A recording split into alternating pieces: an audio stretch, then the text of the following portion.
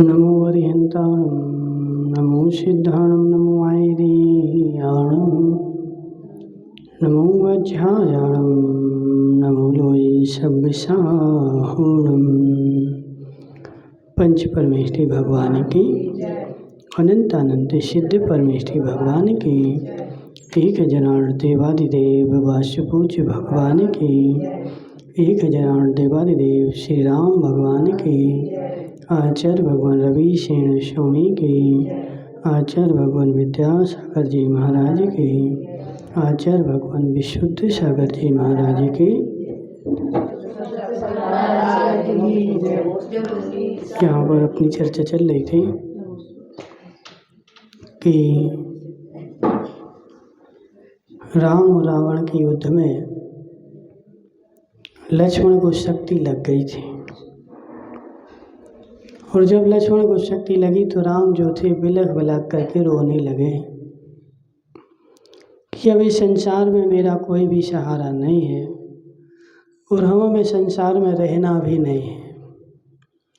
अब जो है मैं मृत्यु की गोद में जाऊंगा और चिता बना करके उस पर लेट जाऊंगा। फिर सारे मंत्रियों ने उनको समझाया कि हे राजन, ऐसे शोक करना तुम्हारे लिए शोभा नहीं देता है, धैर्य को धारण करो और इसका कोई ना कोई उपाय जरूर मिलेगा। तो फिर सारे मंत्रियों ने उसके उपाय की खोज करने के प्रारंभ किया था, लेकिन सारे मंत्रियों की दृष्टि में कोई भी उपाय नहीं आया था। और जब मंत्रियों के राजाओं के दिमाग में कोई भी उपाय नहीं आया तो क्या हो रहा है वो देखते हैं। अथानंतर इसी बीच एक सुंदर मनुष्य डेरे के द्वार पर आकर भीतर प्रवेश करने लगा।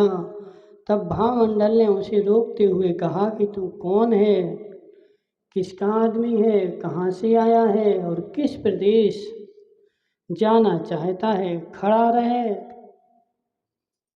रहे, सब बातें ठीक ठीक बता।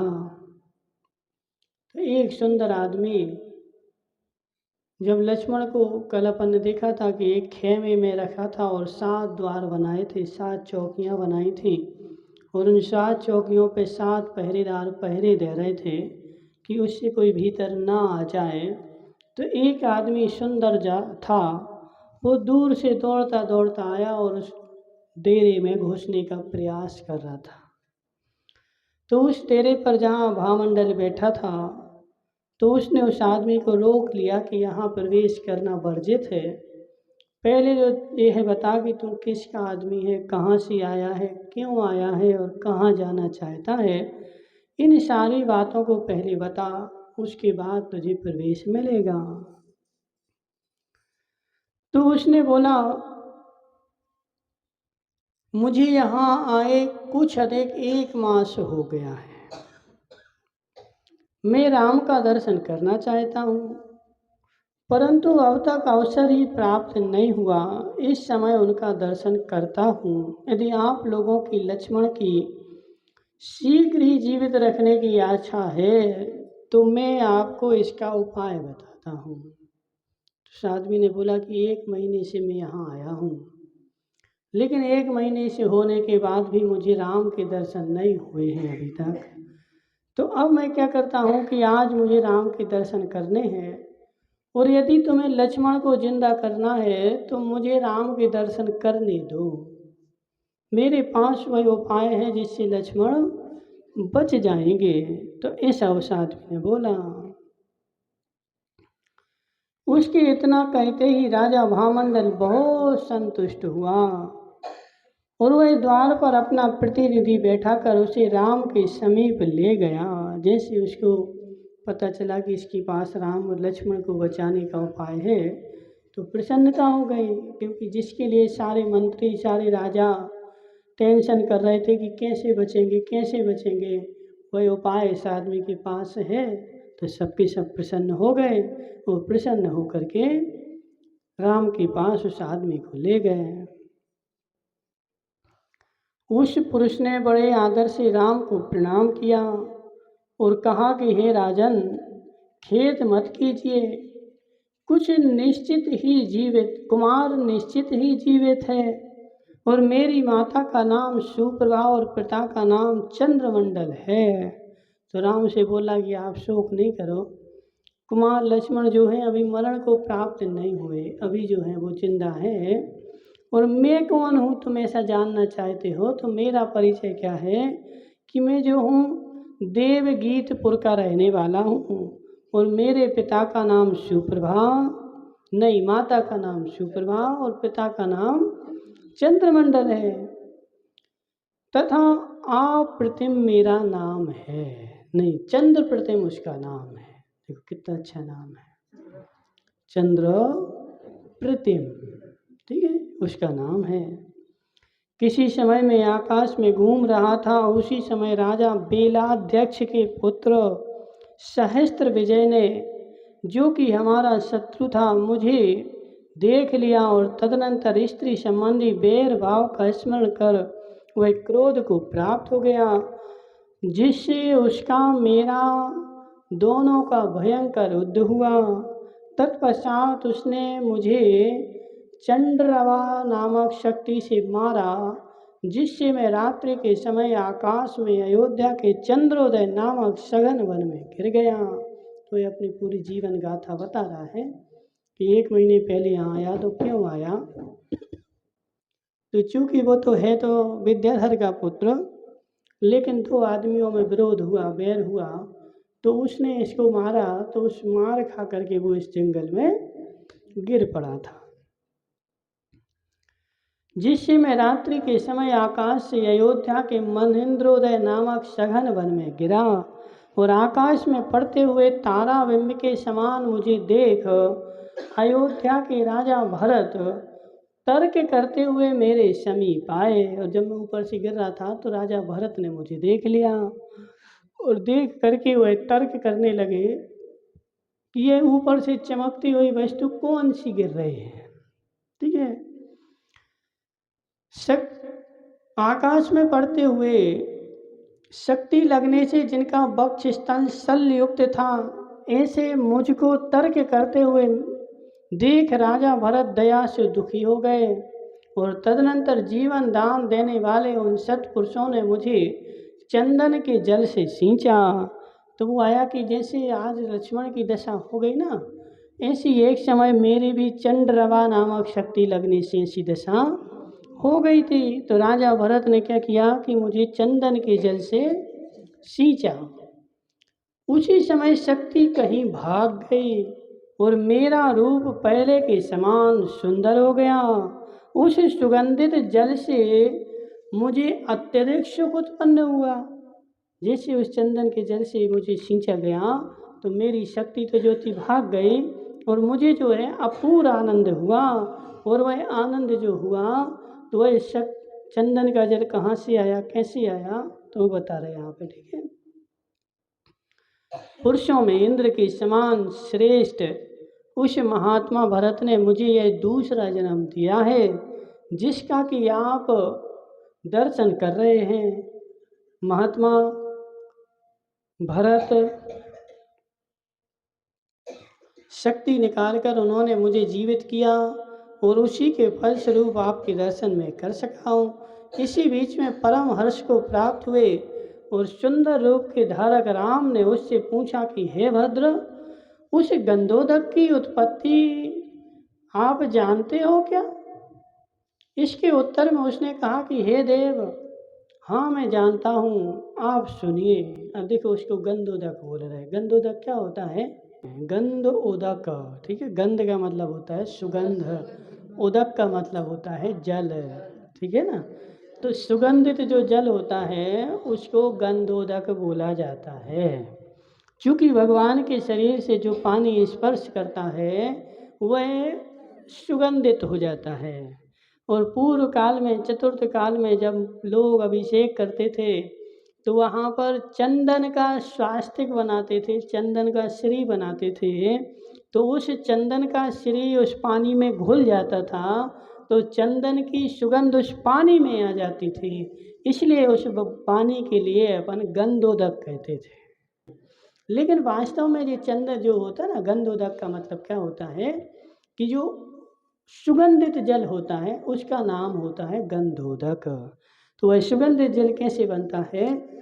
तो शुद्ध चंदन के संयोग से, चंदन में इतनी सुगंध होती है कि उसको डालोगे तो वो पानी भी महक जाता है, तो उस पानी के लिए अपन गंधोदक बोलते हैं। इसलिए यहाँ पे गंधोदक बोला गया ना। तो वह जो पानी उनके ऊपर छिड़का गया था, चंदन का पानी, वह कोई भगवान के यहाँ से नहीं लाया गया था, उसमें सुगंधित था। तो सुगंधित पानी होने के कारण उसको अपन ने क्या बोला? गंधोदक बोल दिया। ठीक है। और वास्तव में जो हवन करते थे पहले चतुर्थ काल वगैरह में, वह सारे चंदन वगैरह की लकड़ियाँ ला करके, केसर वगैरह डाल करके और उस हवन करते थे, तो उस हवन से सारा वातावरण सुगंधित हो जाता था, तो उसके नाम से बिकती है। तो कहने का से हमारा क्या है कि गंधोदक का मतलब क्या? तो गंधोदक का मतलब सुगंधित जल। तो चूंकि भगवान जो होते हैं, भगवान का शरीर स्वभाव से ही सुगंधित होता है। सुगंध और दुर्गंध नाम की दो नाम कर्म होते ना। तो भगवान का जो शरीर है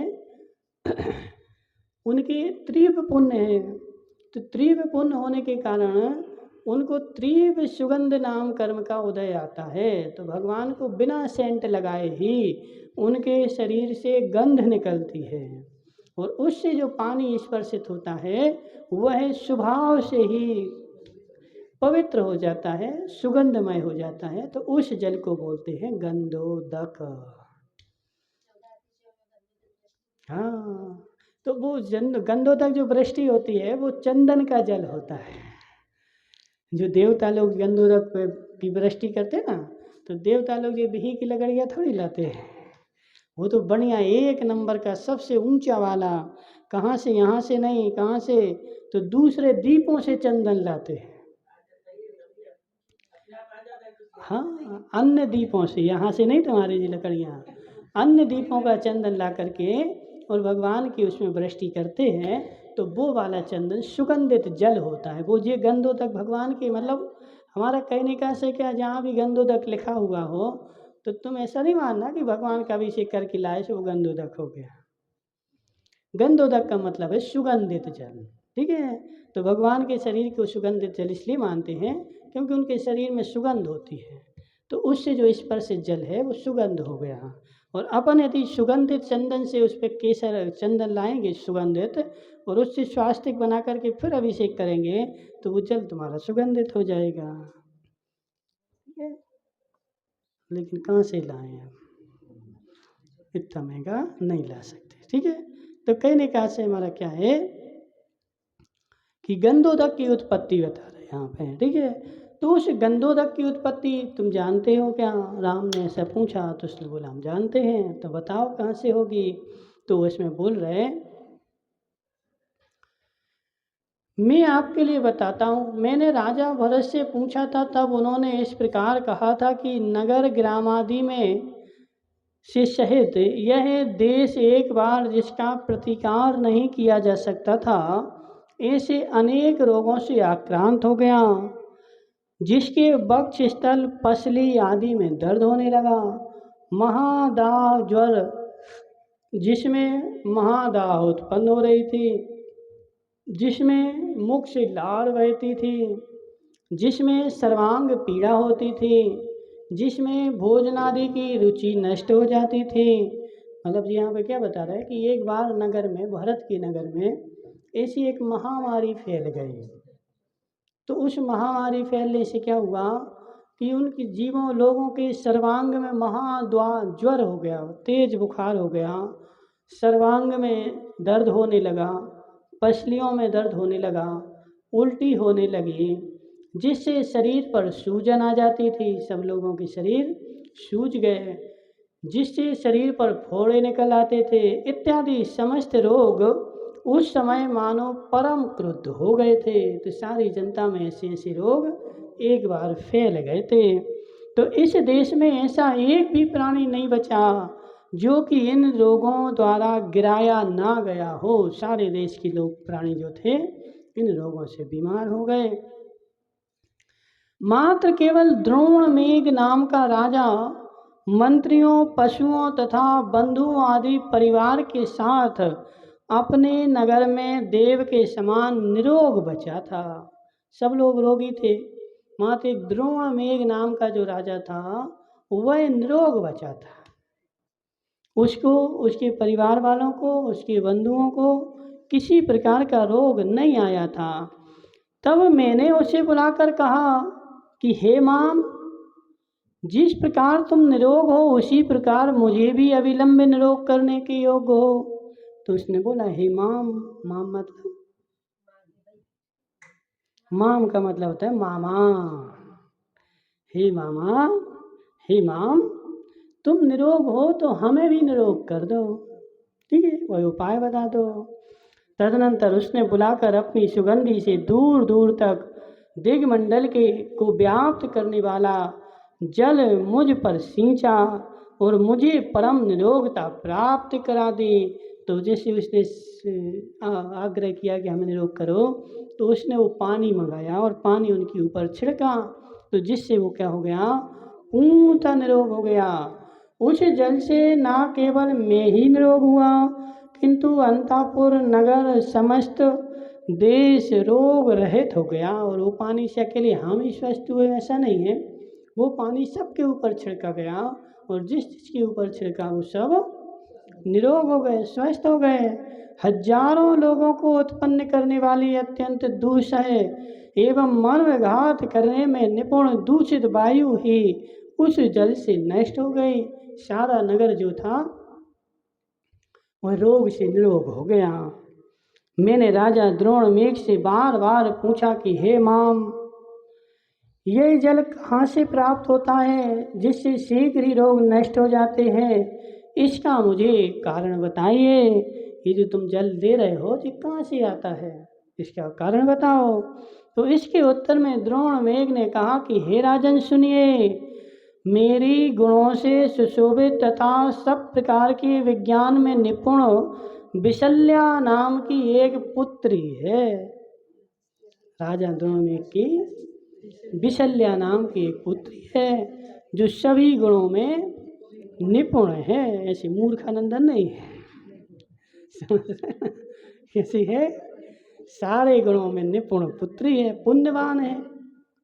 पुण्य आत्मा जीव को गुण अपने आप आ जाते हैं और पापी जीव को गुण अपने आप चले जाते हैं। तो संसार का ऐसा नियम है कि दिन के बाद रात आती है और रात के बाद दिन आता है, तो सुख के बाद दुख आता है और दुख के बाद सुख आता है। ऐसा संसार में नियम है। और ऐसा तुम नहीं हो विश्वास तो सारे संसार में घूम करके देख करके आ जाओ। तुम अपने घाटोल में ही देख लो, 50 साल पहले जो करोड़पति थे उनके पैसा खत्म हो गए, और जो 50 साल पहले रोड पे घूमते थे आज उनके यहाँ पैसा भरा पड़ा है।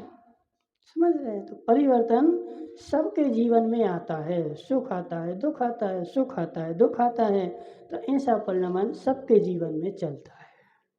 लेकिन उस आते हुए दुख को कम करने का एक ही उपाय है कि जब सुख उदय में है तब आते हुए दुख को कुछ दबा दो, उसका कुछ उपशमन कर दो। लेकिन किसको खबर रहती है? हाँ, किसको खबर रहती है? जब सुख आता है तो सब अपने खाने पीने में मौज मस्ती में लीन हो जाते हैं। कौन को बेचारों को विवेक है? और ऐसा सोचते कि ये जो कर रहा है वो हम ही कर रहे हैं। जब पुण्य का उदय आता है तो अपन लोग क्या सोचते हैं, ये जो कमाई आ रही है, ये जो आ रहा है, क्यों आ रहा है? हम कर रहे हैं तो हमारे करने से आ रहा है। लेकिन हे जीव, तेरे करने से नहीं आ रहा है, पुण्य कर्म के उदय से आ रहा है। और जब पाप कर्म का उदय आएगा तो परिस्थिति भी वैसे ही बनेगी और बुद्धि भी वैसे ही हो जाएगी और क्रियाकलाप भी तुम्हारा वैसा ही हो जाएगा। इसलिए संभल के चलना चाहिए। यदि संभल के नहीं चलोगे प्रवीण की अम्मा तो भविष्य में स्थिति खराब हो जाएगी। यह संसार का नियम है, अटल सिद्धांत है, और जो इसको नहीं मानता है वही तो घोर मिथ्या दृष्टि है। अपन कहाँ मानते बताओ। जब पुण्य कर्म का उदय आया, हमें शक्ति मिल जाए, कुछ भी हो जाए, तो अपन तो सोचते कि अरे अपन लोगों को कैसे ठग लें, मार दें, पीट दें, कूट दें और अपना साम्राज्य स्थापित कर दें। इन प्रकार से जैसे भी वो हमारा साम्राज्य फैल जाए, लेकिन हे जीव, वह साम्राज्य भी बिना पुण्य के उदय के नहीं फैलता है। कोई भी 30 मार का संसार में हो, लेकिन जो भी होता है वो सब पुण्य के उदय से ही होता है। और पाप का जब उदय आता है तो तुम देख ही रहे, स्पष्ट दिख रहा। तो लोग हमसे बोलते, बोली महाराज ये आदमी तो खूब होशियार था, इसके जैसा होशियार तो कोई था ही नहीं घाटोल में। हाँ, तो इतना होशियार था, तो अब तुम पर भाव की बात छोड़ दो, इसी भाव में स्थिति देख ला। समझ रहे ना। तो कर्म का उदय जो है ना, तुम्हें इसी भाव में दिख रहा है कि एक घोर बुद्धिमान आदमी और ऐसी हरकतें कर रहा है। क्यों कर रहा है? कर्म के उदय से। ठीक है, तो कर्म का उदय किसी को छोड़ता नहीं है। अब तुम चाहे देखो, पागलपन में काम करो चाहे बुद्धिमानी में काम करो, कर्म का बंध तो होगा ही होगा। अब बहुत सारे पागल ऐसे भी होते हैं, हमने बहुत सारे पागल देखे, उनको कोई भी शुद्ध नहीं है, लेकिन पागल होने के बाद भी वो धर्म सभा में जाके बैठते हैं, शांति से बैठेंगे, कुछ भी नहीं बोलेंगे, मात्र सुनते हैं, बैठे रहते, तो उनका पुण्य कर्म का बंध हो रहा है।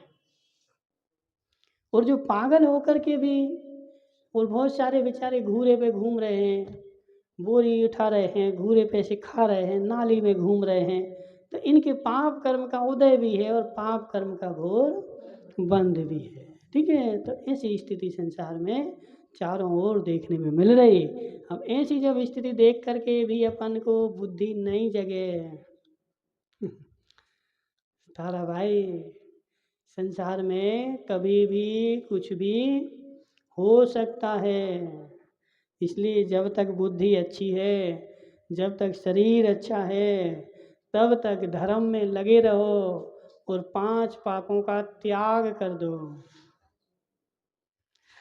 क्योंकि बुद्धि खराब हुई, फिर 5 पापों का त्याग भी तुम्हारा कोई काम का नहीं आएगा। 5 पापों का त्याग और धर्म उसी का काम में आता है जिसकी बुद्धि अच्छी है। तो जब तक बुद्धि अच्छी है तब तक धर्म कर लो, 5 पापों को त्याग दो।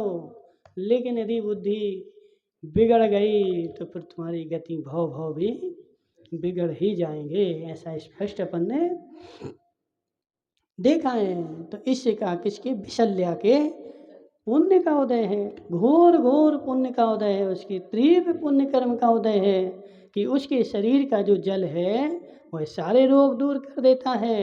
तो उस राजा ने बोला कि मेरी एक पुण्यवान गुणवान पुत्री है, और उस पुत्री जिसके गर्भ में आते ही अनेक रोगों से पीड़ित मेरी स्त्री सर्व रोगों से रहित हो गई और मेरा उपकार करने वाली हुई।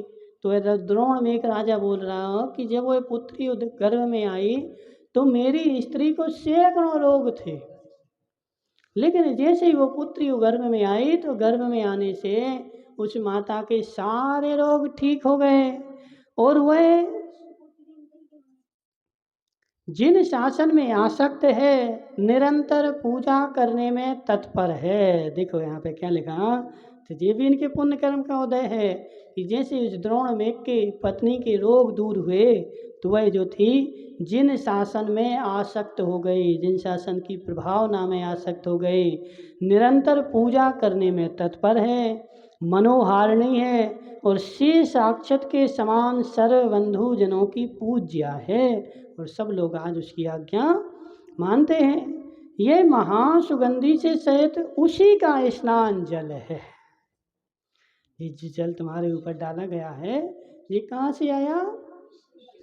तो मेरी पुत्री के स्नान का जल है।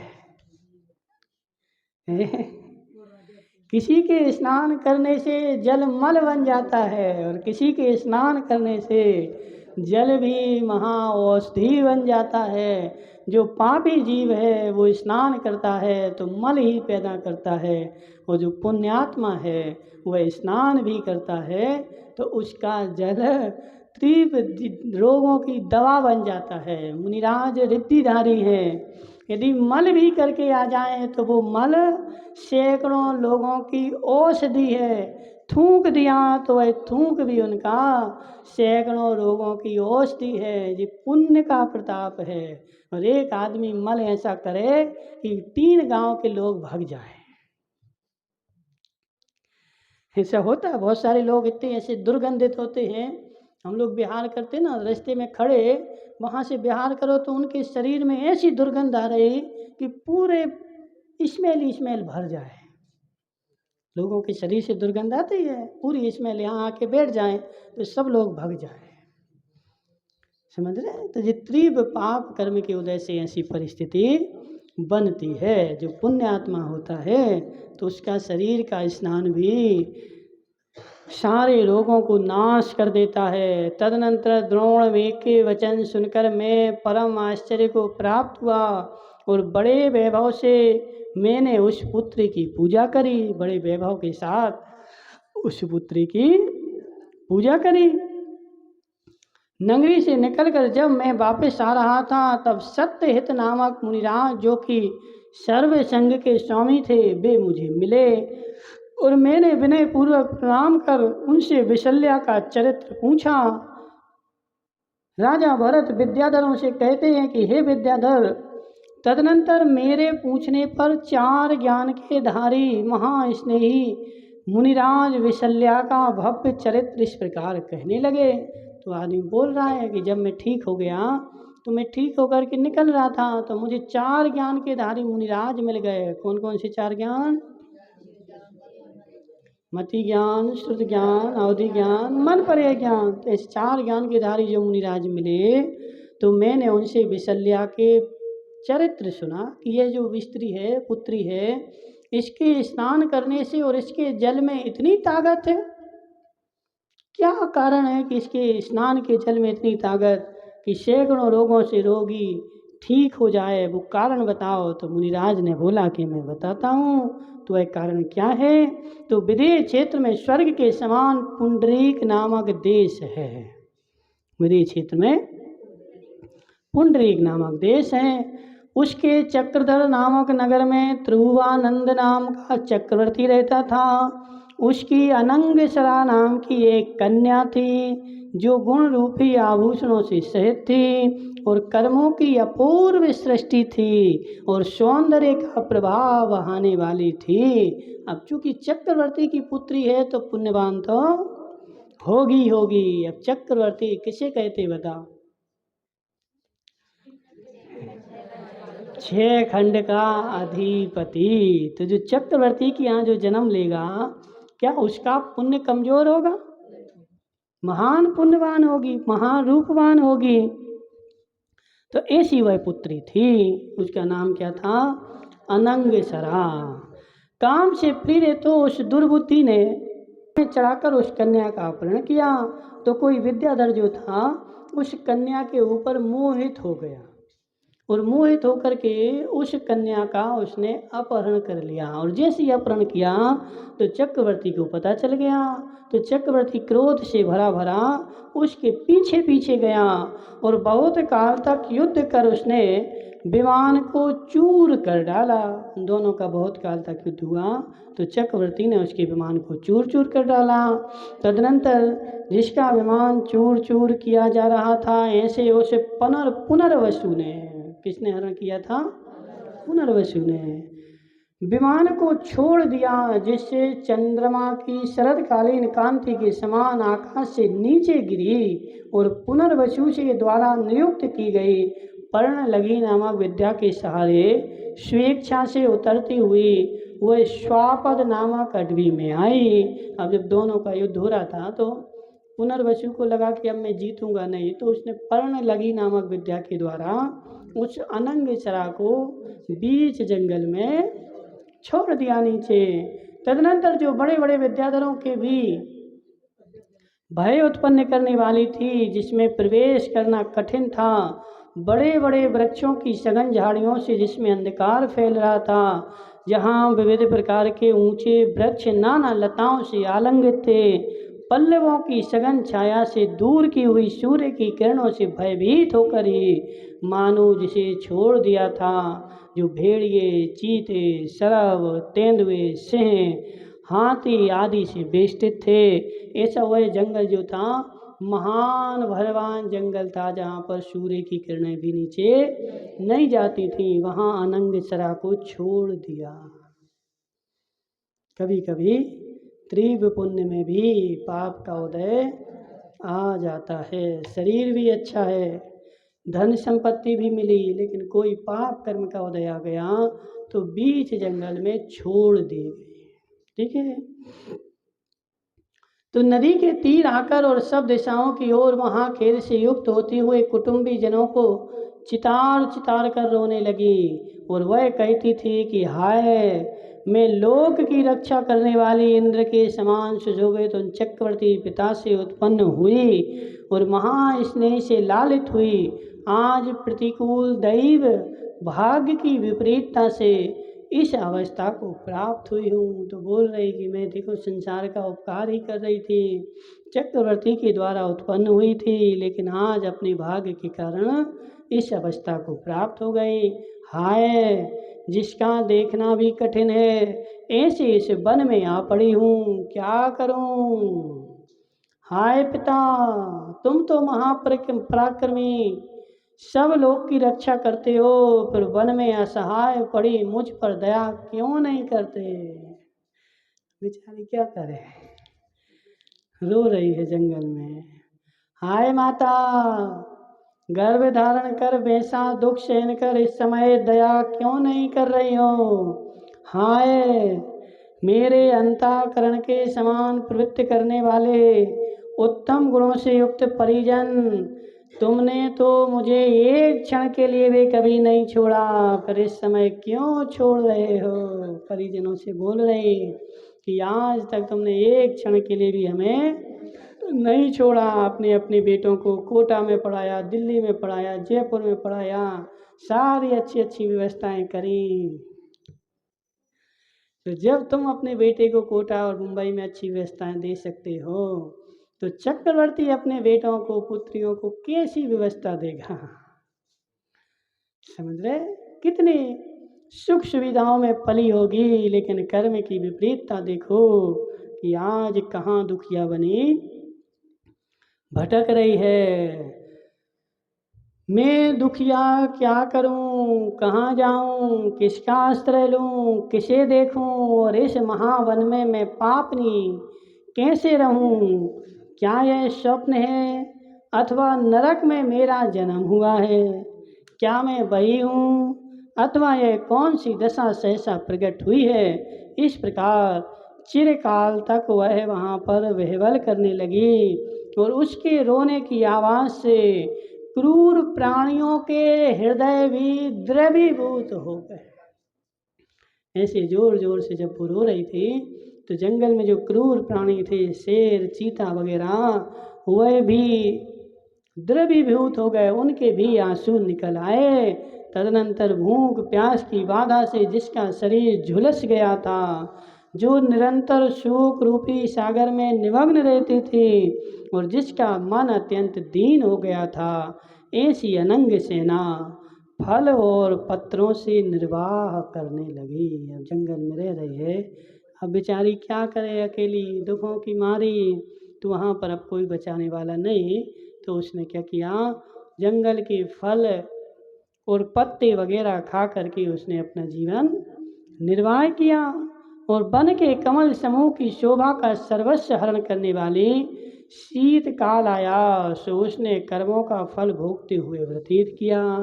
अब घनघोर जंगल में ना तो पल्ली है, ना रजाई है, ना कंबल है, और बीच जंगल है और घनघोर ठंड है। तो जंगल में उसने क्या किया, सारा शीतकाल ऐसे सहन किया। जिससे पशुओं के समूह सांसें भरते थे, अनेक वृक्ष सूख गए थे तथा जिससे शरीर अत्यंत रूक्ष पड़ गया था, ऐसे ग्रीष्म ऋतु के सूर्य का आताप उसने उसी प्रकार सहन किया। अकेली ठंड ही सहन की हो ऐसी नहीं है। तीक्ष्ण जिसमें पेड़ भी सूख गए थे, बड़े बड़े जानवर लंबी लंबी सांसें ले रहे थे, पानी नहीं मिला था पीने के लिए, तो उस समय भी उस बच्ची ने वह गर्मी का समय समता के साथ सहन किया। अभी तुम बैठो, गाय वाली अम्मा को बैठा दो छत पे, एक दिन के लिए छत पे बैठा दो, कैसा लगता है?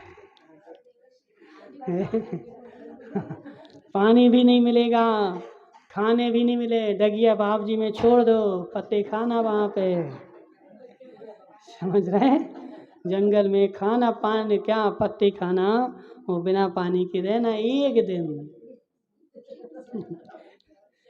एक दिन में हालत खराब हो जाए। लेकिन चक्रवर्ती की पुत्री थी, लेकिन फिर भी उसको धर्म के संस्कार तो थे, तो धर्म के संस्कार के कारण वह सब कुछ सहन करती रही।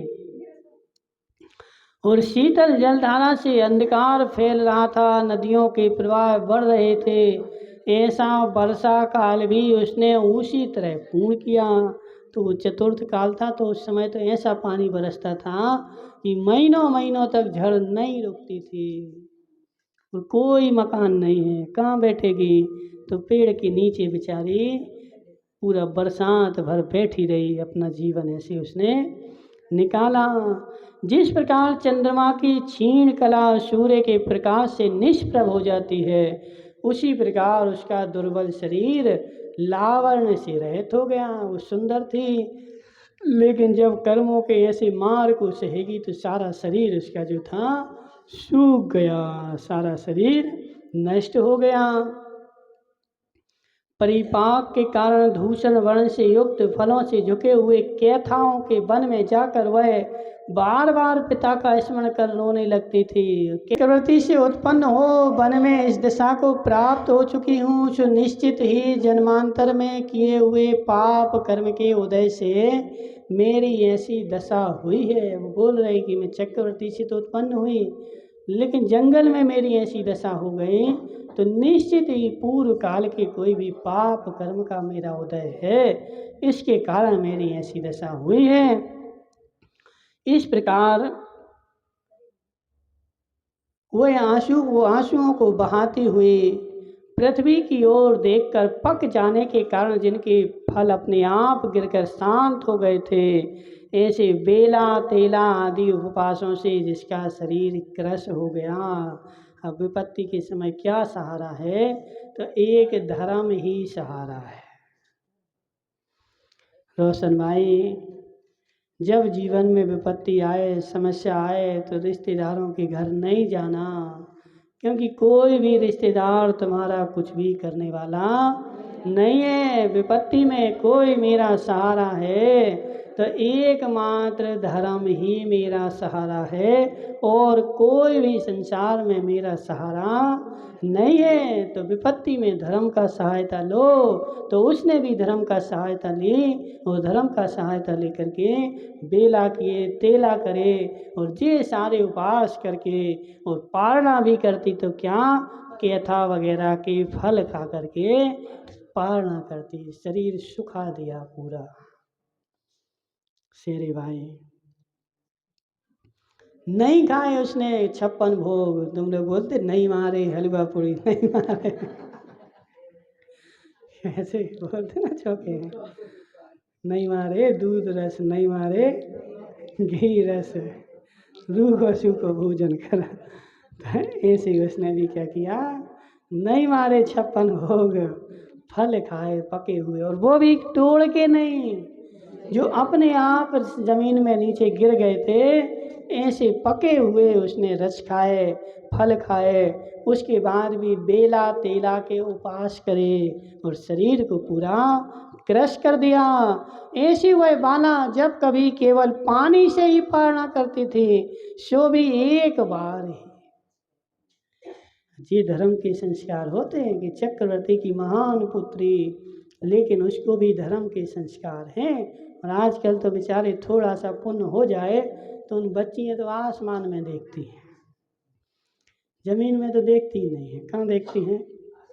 आसमान में। सीए बन जाएं, बीए बन जाएं तो आसमान में देखते हैं कि अब तो हम भगवान ही बन गए।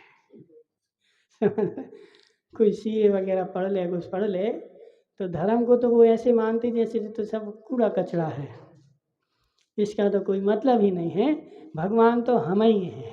हम सीए बन गए ना, तो भगवान कौन है? तो हम ही भगवान हैं। तो अपने को भगवान मानती हैं। इनके तीव्र पाप कर्म का उदय है। ठीक है, पुण्य कर्म का उदय होता तो ऐसे संस्कार होते कि चक्रवर्ती के पुत्र उत्पन्न होने के बाद भी, जंगल में पहुंचने के बाद भी, इतनी समस्या आने के बाद भी उसने अपने धर्म को नहीं छोड़ा। बेला तेला के उपास करे और कभी फल भी नहीं मिलते थे तो आचार्य बोल रहे कि मात्र पानी पी के ही पारणा कर लेते थे बस। और वो भी एक ही बार, ऐसा नहीं कि दिन भर पीती रहती है। पानी पी के पारणा करी तो भी एक ही बार। जो अनंग सेना पहले अपने केशों से च्युत हो सैया पर पड़े फूलों से भी खेद प्राप्त होती थी, वह आज मात्र पृथ्वी पर ही शयन करती है। घर में जब थी तो उसको फूल भी चुभते थे। जहाँ सोती थी ना तो उस पर फूल बिछाते थे, तो फूलों की सेज लगाई लेकिन वो फूल भी उसको चुभते थे। लेकिन आज वह जंगल में पत्थरों पे सो रही है। जो पहले पिता का संगीत सुनकर जागती थी, वह आज शेर आदि की भयंकर आवाज सुनकर के जागती है। पहले पिता संगीत सुनाता था, बेटी उठ जाती थी। आज शेर संगीत सुनाता है तब बेटी उठती है। इस प्रकार महादुख सहन करती हुई और बीच बीच में प्रासुकाहार का पारणा करती हुई वह रंग सेना 3000 वर्ष तक तप करती रही।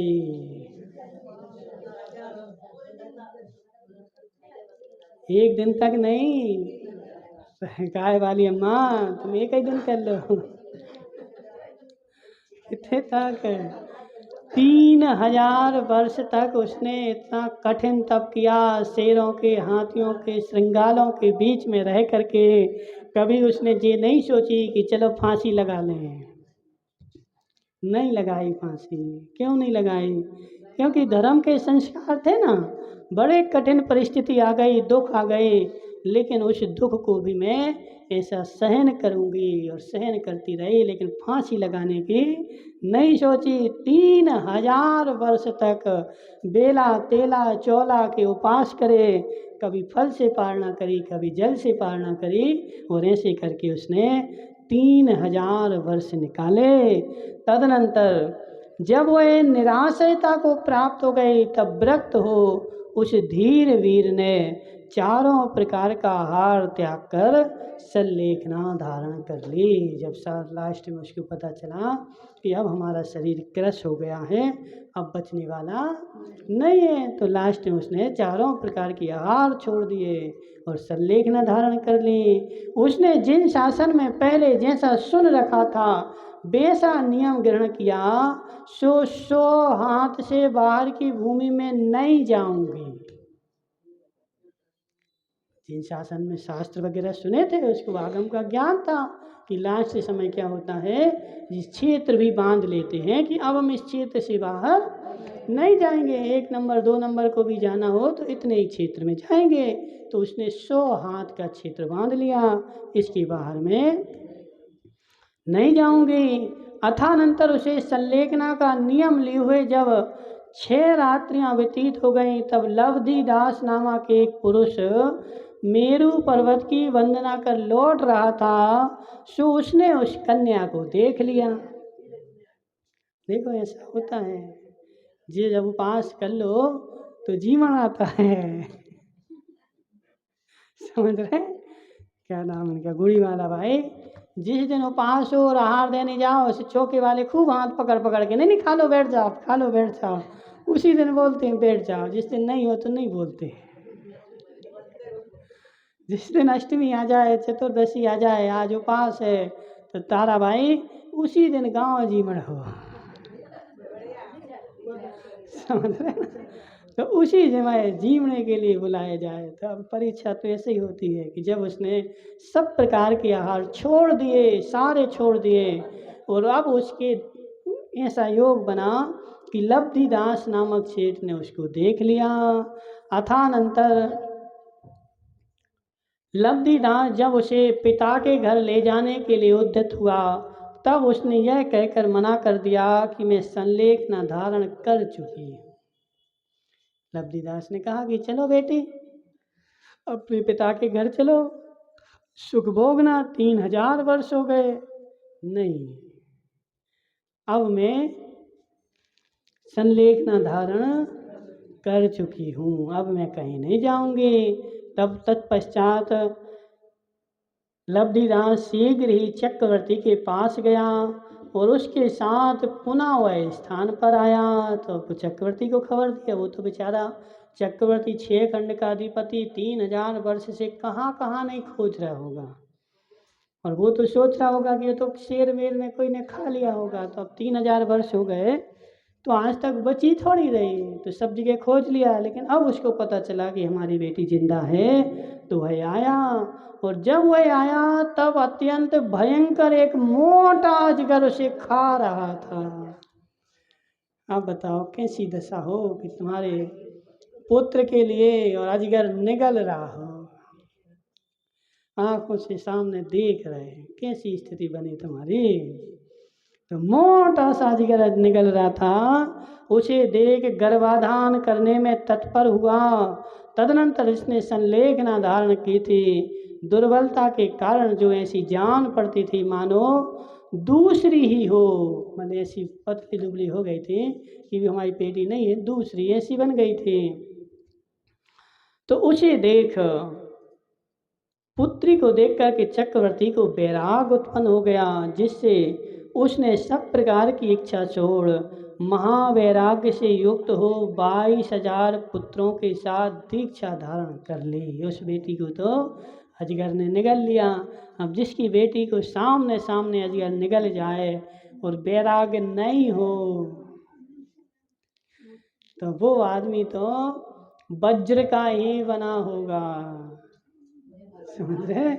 तो पंचम काल के आदमी जो हैं वो तो वज्र के ही बने बेचारे, इनको वैराग्य कहाँ होता है। सब कुछ देख लेते हैं अपन, इतना बड़ा कोरोना देख लिया, सब कुछ देख लिया, कोई किसी का नहीं है देख लिया, सगा पति अपनी पत्नी को नहीं पूछ रहा था कोरोना में, सब कुछ देख लिया, लेकिन इसके बाद भी वैराग नहीं हुआ। लेकिन वह राजा जो था, वह चक्रवर्ती वह इतना निष्ठुर नहीं था। उसकी बेटी को जैसे ही सांप ने निगला, उसको तुरंत वैराग्य हो गया और 22,000 पुत्रों के साथ दीक्षा ली उसने। उस चक्रवर्ती के 22,000 ने तो दीक्षा ले ली, और भी हजारों होंगे, एक ही तो थोड़ी थे, सैकड़ों हजारों और भी थे। तो और सबने भी जा कर के राजा के साथ दीक्षा ले ली, और भूख से पीड़ित होने के कारण सामने आए हुए उस स्थूल अजगर के द्वारा खाई हुई वह कन्या मरकर